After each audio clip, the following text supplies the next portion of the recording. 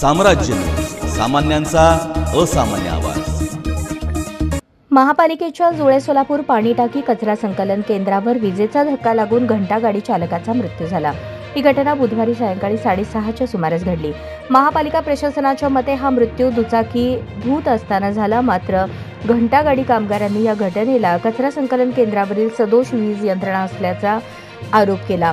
गुरुसिद्धय्या सोमेश्वर हिरेमठ वय 45 राहणार बसंतीनगर, भवानीपेठ, सोलापूर असे मरण पावलेल्या चालकाचे नाव आहे। जुळे सोलापुरात पाण्याच्या टाकीजवळ महापालिकेचे कचरा संकलन केंद्र आहे। झोन क्रमांक 5 मध्ये हे केंद्र मोडते। आरसीसी घंटागाडी चालक सायंकाळी 6:30च्या सुमारास स्वतःची दुचाकी धुत होता। यावेळी पाण्याचे प्रेशर मशीन सुरू करत असताना अचानक विजेचा शॉक बसला, त्यामुळे तो बेशुद्ध झाला। या घटनेची माहिती मिळताच घंटागाडी चालकाचा भाऊ गंगाधर याने घटनास्थळी धाव घेतली।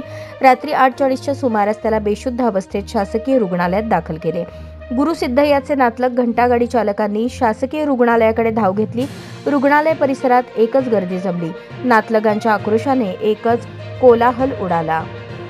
मयत गुरुसिद्धय्या याच्या पश्चात पत्नी, 2 मुले, भावंडे असा परिवार आहे। या घटनेमुळे त्याच्या कुटुंबियावर संकट ओढावले असून महानगरपालिकेकडून नुकसान भरपाई मिळावी अशी मागणी घंटागाडी चालकांसह त्याच्या नातलगांकडून करण्यात आली आहे।